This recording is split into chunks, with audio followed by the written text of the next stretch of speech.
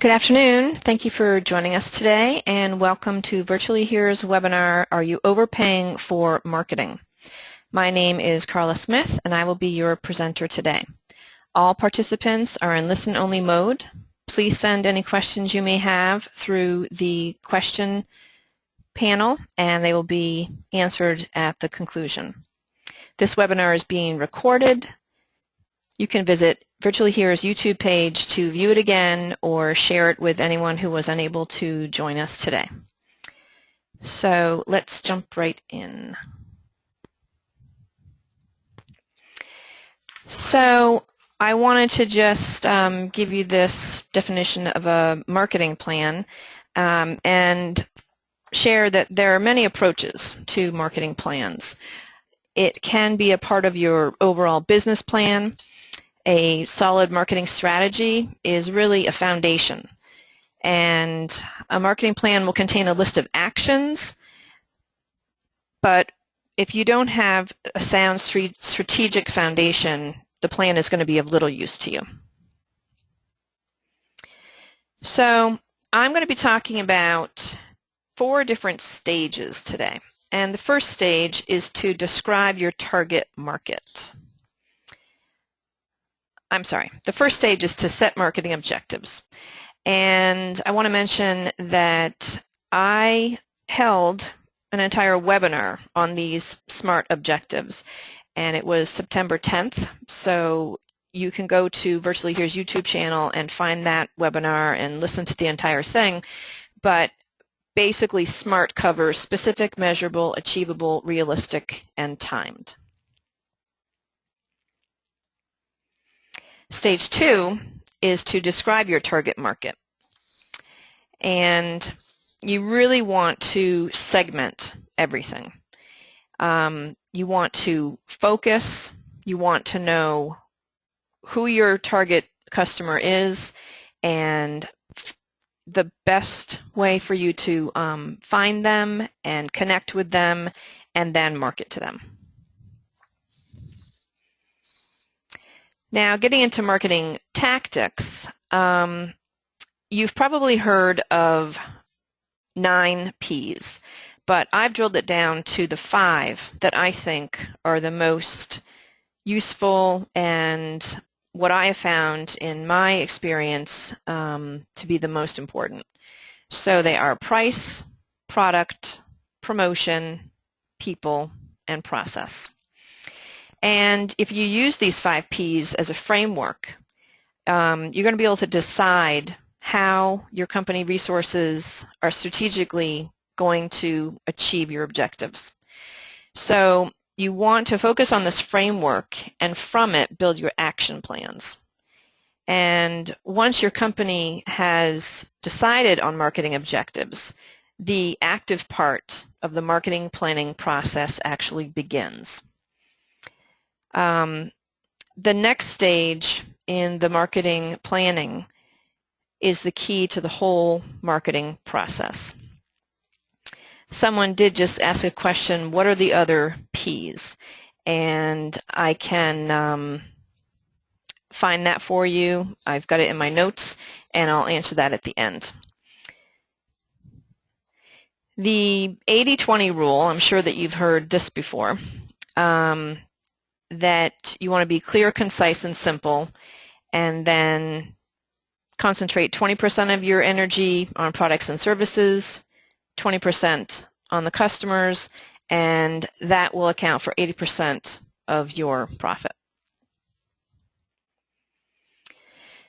So stage 4 is really when we get into the meat of the marketing plan. And I've listed what I believe are the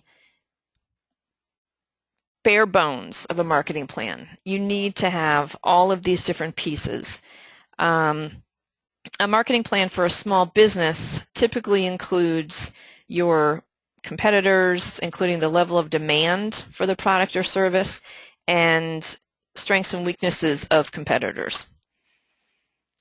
So for the purposes of today, I thought that we could focus on the 4 things that you really need to put a marketing plan in place.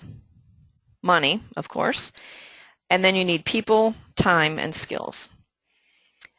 So if you're a small business, you probably don't have the bandwidth and you may lack the specific skill set to carry out a marketing plan that your company requires.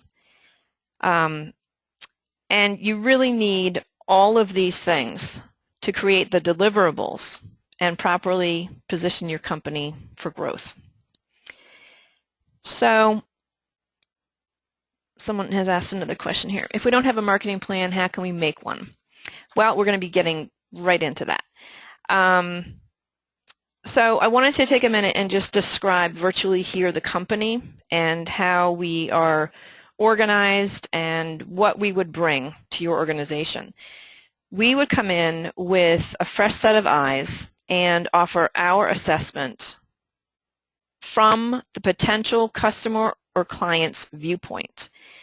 This would be valuable to you because as a small business owner, you are probably too close to your service offering to be able to be objective.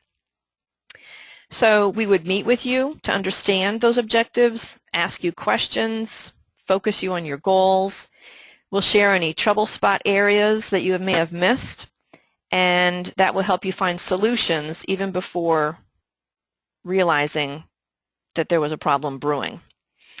So if we could just take social media strategy as an example, some of the questions that we would ask you would include, what are your goals? Where will you invest your time on social media? What is your message? Which is very important. A lot of companies that I worked for in the past, they don't have a clear message. They send out conflicting messages which only end up confusing the market. And the most important thing that you want to do is be focused and have a tagline attached to your company name, logo, so that at the initial meeting, a potential prospect understands exactly what it is you do and how it is that you're going to help them. Another piece of this social media strategy that a lot of clients are interested in is how can you monetize your social media efforts? And that can be a whole discussion within the meeting. So within Virtually Here, we have these different areas. Of course, we have the administrative assistant piece, business development, IT networking, web development, marketing, social media, and graphic design. So in this example of social media strategy, Virtually Here specialist would work with you to address all of these questions that I've mentioned and formulate a plan that works for your business. And I just want to note that do-it-yourself marketing is often slow and slightly off target. And it comes with a huge opportunity cost. So while you are trying to create, let's say, a leave behind or get a website up and running or trying to research your competitors or research your target market, you could be closing business or working on a new product idea. And another area that I wanted to bring up is search engine optimization. This is a very complicated process, and we have someone at Virtually Here that only focuses on SEO and the rankings and how Google changes the analytics behind. And she's actually going to be writing a blog post on that either this coming week or next week.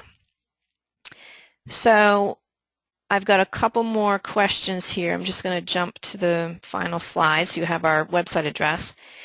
Someone asked, how long does an initial consultation meeting take? And depending on how many people we are meeting with, it could take between definitely a little over an hour, maybe 90 minutes. And another question that just came in, can we continue to use our own vendors for printing, etc.? Absolutely. you can. However, if you do not have specific vendors, Virtually Here has established professional relationships, and we're happy to make an introduction as well as project manage all of the details for you. So I want to just point out that Virtually Here, when I say here, check out our new look and feel, that's a marketing term. We have a brand new website that we just launched yesterday, and we would invite you all to go there and read the profiles of all of our specialists, and you can see the banner that's on our website as well as on our LinkedIn page and Facebook page were created by our own in-house graphic design artists. And we have all of the blog posts organized based on subject matter. And if you have any suggestions for a blog post, please contact us, info@virtuallyhere.net. I'm in charge of writing the weekly blog post in addition to writing blog posts for clients and running webinars for clients. And I did just receive a request from one of our clients to take the LinkedIn webinar that I had presented and turn it into an 800-word blog post for him to push out to all of his customers. So I was more than happy to do that, and it's going to benefit both of us because there's going to be we're going to have reciprocal links on both of our websites so that anyone going to his site will see this blog post and be directed to our site, and likewise. So that's a great partnership that you can think about entering into with your vendors, your partners, to share knowledge. I believe in giving it away for free. I wrote a blog post about that recently. And I think it's important to give away what you know and contacts that you may have that could help other people. The owner of the company, Jacqueline Davis, is a super networker, and she is always making referrals. If someone is looking for something, a service that we don't offer, she will share her own contacts and make the introduction for you. So we're coming up to 2:15. I'm just going to check one more time and see if there are any other questions. And I also want to mention that should you have specific questions for me, if you want to make recommendations on webinars that you would like to see me produce in the coming year, we are scheduled out through December 17th. These webinars are held every other week, but I would be very happy to receive your suggestions starting in 2015, and you can reach me at kgs@virtuallyhere.net. So I don't see any other questions here, and I know that I had promised you the other the 9 Ps. So let me just freeze.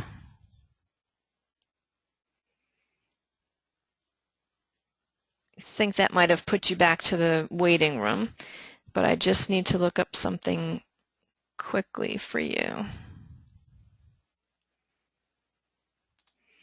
See if I can't get that article back that I was reading. And if I could just make a plug for LinkedIn, I generally go there first to find groups and discussions and content, and from that I create content for these webinars.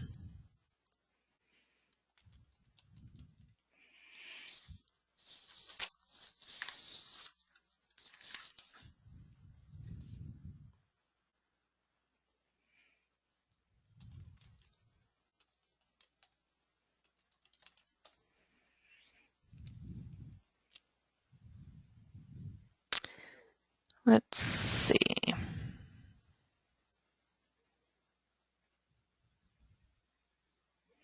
I should have kept this up on my screen in the background.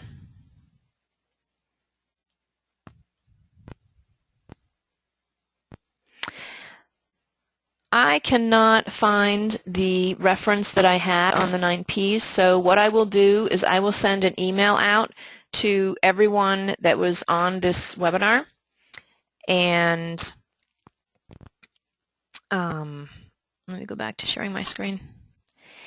And you'll get the email with all 9 Ps. But just to review the 5 that I thought were the most important: price, product, promotion, people, and process. So with that, I would like to conclude today's webinar. Thank you very much for joining us, and have a great rest of your workday.